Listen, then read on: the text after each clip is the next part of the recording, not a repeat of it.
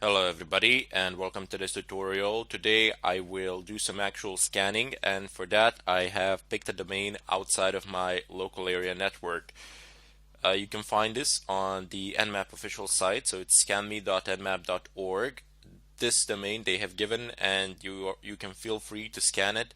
Well, not as much as you wish, because 100 times a day is not okay, but a couple of times a day is okay, and you can test out whether your Nmap works and how it works. So I need to take this domain. You cannot use Control C or Control V in the terminal, primarily because Control C is the universal interrupt and Control V will simply not work. You will need to use a mouse and manually do it. In any case, we need to trim this down. We don't need any of these things. We just want the domain name to remain. And now I'm going to go ahead and type in nmap space, and there we go. We're going to now scan this domain. However, if I just press enter like this, it's gonna conduct some scanning. It will do the job, I assure you, but it will give us no output of whatsoever. So this will be continuously empty until the scan is actually complete. Now, on short scans such as these, that's probably okay, but if you're conducting a scan that can last up to a day or something of a kind, it's pretty worrying to see that there is nothing here. I mean, you're not sure whether it's working, is it bugged or whatnot. That's why it is always better to pass a V option for verbose output. I have a preference to pass a double V option for extra verbose output, pretty much. So it tells me pretty much everything that it is doing and how it is functioning, and I can see it as it goes on. And I can see that some ports are open a little bit earlier, prior to the completion of the scan. I'll just go ahead and start the scan, and you can see immediately before it finished the scan, it has told me that the port 22 and the port 80 are open. Now by default, Nmap will scan for 1000 ports. You can tell it to scan for more ports, no problems. You can tell it to scan for the maximum range of ports. It's 65,000 something. I'm not exactly sure what the end number is, but it's 65,000 something.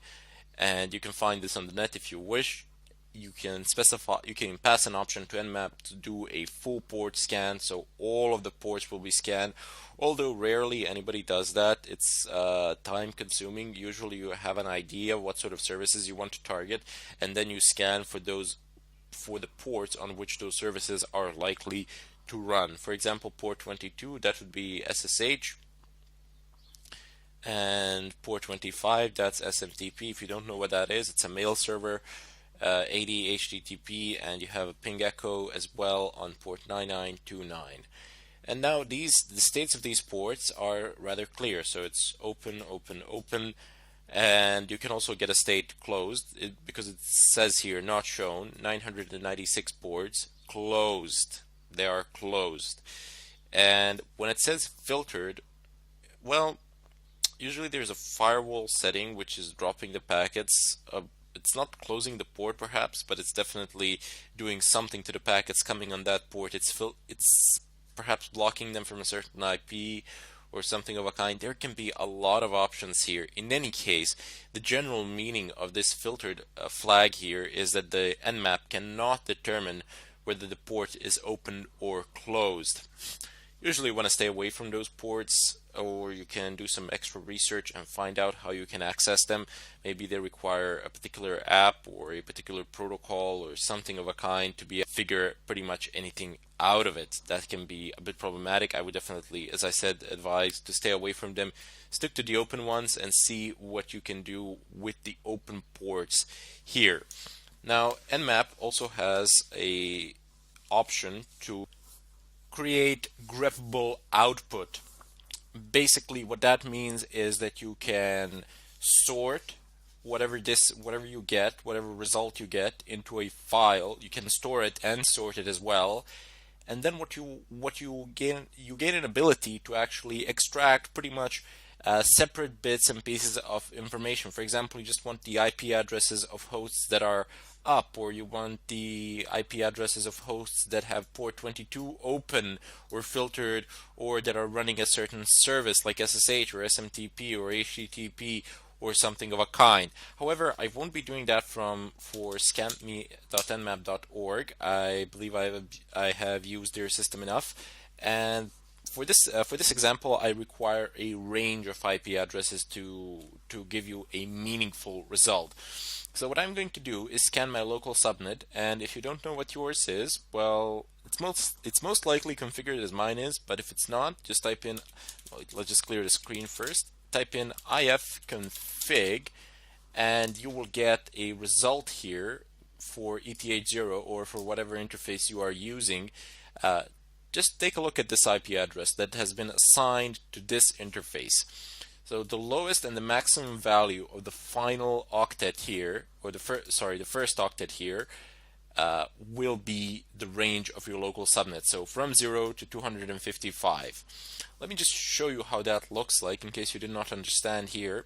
Type in Nmap, and then for a graphable output we need OG slash, and then we need to give it a range of IP addresses. So 192.168.1.0-255. So it's going to scan for all the IP addresses that have this and that go from 0 to 255. Now keep in mind that I can customize this range any way I want. For example, here where it says 1, I can type in dash 267. So it's gonna use this octet and this octet in combination, and it's gonna scan for all possibilities, although that might take a lot of time because that's a lot of IP addresses. Anyway, I'm not just done yet. What I need to do is actually cause a redirect. So before I cause a redirect, I'm just gonna give it a double verbosity mode. And why am I redirecting my standard output? Well, I don't want all the information to just be printed out on the screen, on the terminal screen, where eventually it will be lost pretty much as soon as I close the terminal, or as soon as enough commands are passed that the cache needs to be rewritten for the terminal or something of a kind. Furthermore, if it's written out in standard output and on the terminal itself, I can't do anything else with it. I cannot manipulate it. It's not a file that I can take or something of a kind. Rather, instead, it's just standard output. What I want to do is cause a redirect with a greater than sign into some sort of file. So I'm just going to go ahead and type in home, and I don't know, I can, maybe not home. Well, not desktop. That's not a good idea. Let's just leave it at home. That's better. And I'm going to name this file scan. Excellent. So all the results that Nmap gathers now will be stored into this file here. Well, into this file here with the path, and this is the path to the file. Now, since I have passed a good amount of hosts here, I mean, I've given it 255 hosts. Because I'm in LAN, it's going to go faster, but when you're doing this over the internet, a very good idea is to pass a port, or at least a port range. Don't let it scan all 1000 ports, or even worse, do not specify that it should scan a full port range, primarily because regardless of what sort of internet connection you have, it will take a good amount of time to finish. Furthermore, I mean, you're bound to trigger some red flags or something of a kind, so you should define a port here in order to save yourself a lot of time. And I mean, generally you will know which service you want to attack. You will have some sort of an idea there. I'm going to go ahead and pass port 22. That is the port that I wish to scan for, and press enter and hope to God that it works. There we go, it is functioning, but it finished rather fast. But even though I passed the double verbosity mode, everything here is being redirected here. So I will see nothing. If this scan takes longer when you're doing it over the internet, and it will take longer if you're doing it over the internet, don't think immediately that something is bugged, primarily just because nothing is being written down below. If we just change to home and list what is there, there we go, we have the scan. So let's just do this, ls. Now look what I'm doing here. I'm going to do a very similar thing with our scan file, and I'm going to type in grep scan. Press enter. There we go. I have now I have passed the ls command to the directory, and then I have piped the output of ls to grep. Basically, pipe means just pass it. I've passed the output to grep, and what grep does is basically pull whatever you specify here. It just pulls it from the output. I've told it to pull whatever is in there that has a name scan, or that has a string scan within it. So I could have had a name like AAA scan BBB. It would still pull it, no problems. This is one of the ways in which you can make sure that the file is located within a certain folder, especially in situations where you have hundreds of files in a single folder and you just can't go through them all manually. Use a grep if you know the name, or if you know a partial name, in order to figure out what is where. So I'll just go ahead and clear the screen, and let me just show you what is located within our scan file. So let's scan, press enter. And there we go. So we have pretty much all the hosts within my LAN network, within my local subnet. They're all down, of course, because I don't have 255 computers or devices within my home network. Rather, instead, you see what it has found. It has found this is the router IP, the router that I'm using for this test, and it says port 22 filtered TCP SSH. Excellent. That one has an open port of 22. Also, its status is up, and I also have on 100 status is up, 22 is closed. On 102 it's up, it's filtered, and so on and so forth. So let me just go ahead and quit this, and I'm gonna do a very similar thing here because I want to leave it on the screen so I can explain it to you. The ls command is very nice. Appears. Cat, however, just prints everything within a file to standard output, and it stays here pretty much for the duration of the terminal. The reason why I did this will become apparent quite soon. So what you want to do now is type in cat scan as before, and now we want to pipe the output of scan to grep in order to pull something out of here, some sort of useful information. Let's say that I want to pull all the hosts that are up. I want to pull all live hosts. I want to see their IP addresses. And when I type in grep, what is the universal markation for all the hosts that are up? Well, you have a flag here, next status, and then flag up. Let's just go ahead and type in up. Press enter. Excellent. Just to give you a bit of clarity. There we go.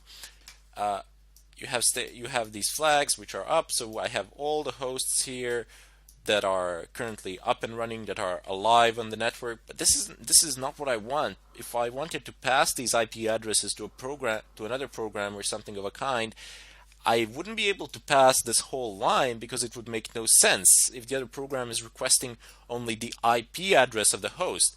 Because you can do one Nmap scan to see which hosts are alive, and then once you figured out which hosts are alive, then you can do a more detailed scan on those particular hosts, and in such a way you would save a lot of time. So we have these hosts here, but we want to pull these IP addresses, and I'm afraid I just can't do that with grep. Perhaps I even could, but I mean it would just be too complicated and too complex, and it really wouldn't be practical. That is why Linux has something that is called awk. So AWK. It's basically used for formatting text and pulling out certain parts of a file that you have deemed that you need or something of a kind. Now, you can make a separate tutorial on awk. You can have hundreds of hours, and there would still be features of it that you would not know.